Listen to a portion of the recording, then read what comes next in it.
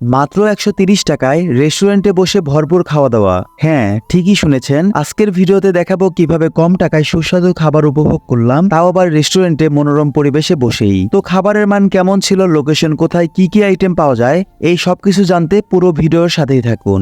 প্রথমেই যদি আপনাদেরকে রেস্টুরেন্টের লোকেশনটা বলি, স্কয়ার রোড, শিমলা হসপিটালের অপোজিটে চিকেন চিলি রেস্টুরেন্ট। আজকের ভিডিওতে আমার সাথে ছিল রাহাত আর ফয়সাল। প্রায় সব ভিডিওতে ওরাই থাকে। যাই হোক, এরপর আমরা রেস্টুরেন্টের ভিতরে ঢুকি। ভিতরের প্লেসটা বেশি বড় না হলেও বেশ নিট অ্যান্ড ক্লিন ছিল।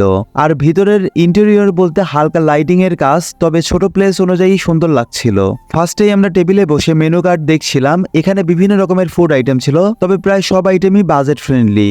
আমরা সেট মেনু থেকে নাম্বার 3 and 5 আর রাইস বোল থেকে নাম্বার 3 অর্ডার দিয়েছিলাম। তবে সেট মেনু 3 and 5 এর মধ্যে ওইরকম ডিফারেন্স ছিল না, শুধু একটাতে থাই ফ্রাইড চিকেন ছিল আর রাইস বোল 3 তে ফ্রাইড রাইস সাথে হট সস চিকেন ছিল, যার প্রাইস ছিল মাত্র 130 টাকা। যদিও এখানে প্রত্যেকটা রাইস বোলের প্রাইস সেমই ছিল। অর্ডার দেওয়ার পর 10 থেকে 15 মিনিট আমাদেরকে ওয়েট করতে বলে। রেস্টুরেন্টের দেয়ালে কিছু গ্লাস ছিল যেগুলো খুবই সুন্দর লাগছিল দেখতে। অন্য পাশের দেয়ালে কিছু নকশা করা। এদিককার ডিজাইনটা বাঁশ দিয়ে করা হয়েছে। যদিও লাইফে আমরা অনেক বেশি বাঁশ খাই, এখন রেস্টুরেন্টে খাবার খাওয়ার পাশাপাশি আপনারা বাঁশও দেখতে পাবেন। প্লেসটা ছোট হলেও দেখতে কিন্তু বেশ সুন্দর ছিল।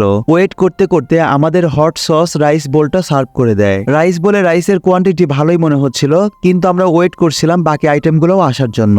এক এক করে আমাদের সবগুলো আইটেম সার্ভ করে দেয়। আমরা যে 3টা আইটেম অর্ডার দিয়েছিলাম প্রত্যেকটাতেই সেম ফ্রাইড রাইসই ছিল আর টেস্টও সেম, যেহেতু একই। বাকি আইটেমগুলোর টেস্টও বেশ ভালোই লেগেছে। আর মেইন যে জিনিসটা, 130 টাকা দামের রাইস বলে রাইসের যে কোয়ান্টিটি যথেষ্ট পরিমাণই ছিল আর টেস্টও ডিসেন্ট ছিল।